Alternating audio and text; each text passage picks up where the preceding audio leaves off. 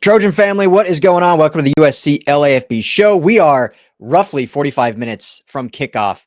So doing this really quickly, just giving a final injury report that has been released, plus some weather updates as we've been watching and culminating. And I have a live weather tracker on LAFBnetwork.com that hopefully some of you have been following as we've kind of tracked this storm with lightning and rain. So quickly, just getting into it, we'll do this fast. Injury report final came out. No huge surprises. A little surprising. Killian O'Connor, center, is actually listed as questionable, not out. So to me, that tells me in an emergency, if someone else were to go down or need to do some shuffling, he could, I'm not saying he is, but because he's questionable, could be available. But I don't expect him to be back till after the bye week, with the bye coming next week before heading to Lincoln, Nebraska.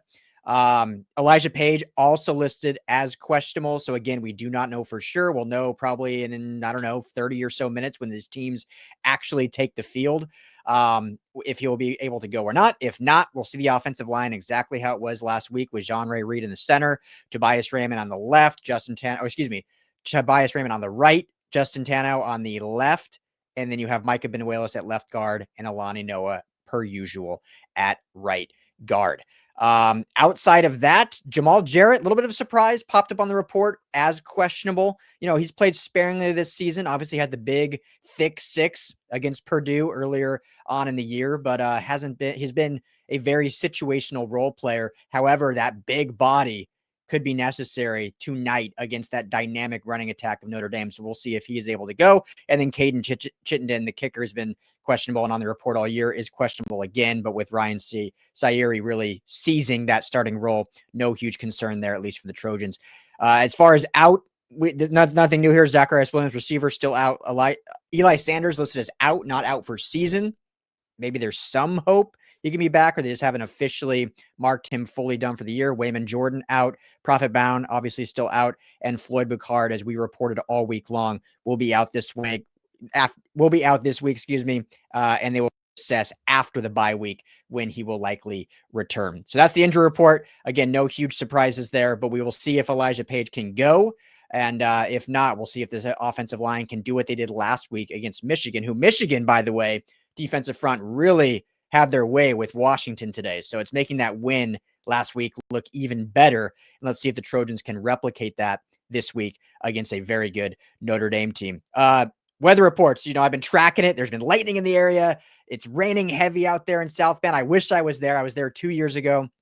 Wish I was there with you all, Trojan family that are out there, but just couldn't quite make it. So I'll be watching from the 81 and sunny confines of Southern California here in Pasadena. So, but as of 2 minutes ago, before I jumped on here, it looks like as of right now, this game will take place at its scheduled kickoff time of 7:30 local or 4:30 Pacific. I think they're actually saying 7:36 is the expected kick time.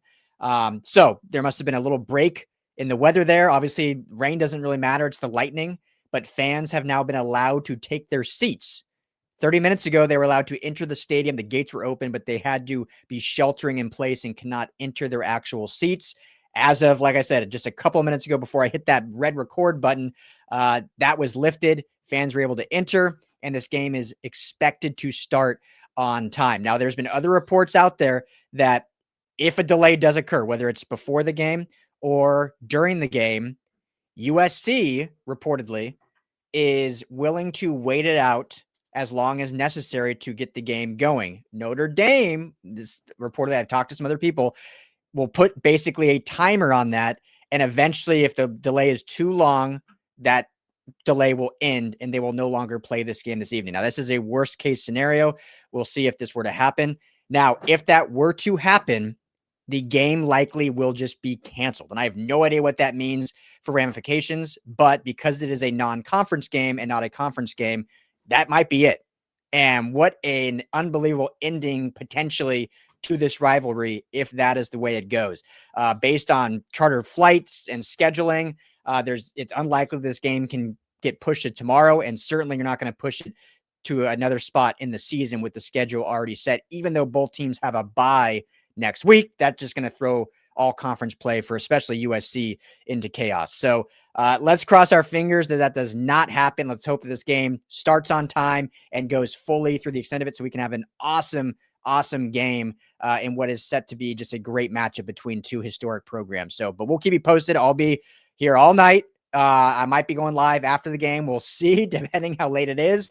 And at the very minimum, for sure, tomorrow morning, 9 a.m., myself, the Madman, potentially the coach, potentially Tim, will be jumping on live as well. So have fun, Trojan family. Hope it's a good victory for USC. And like I said, I'll be back with updates all game long. As always, fight on.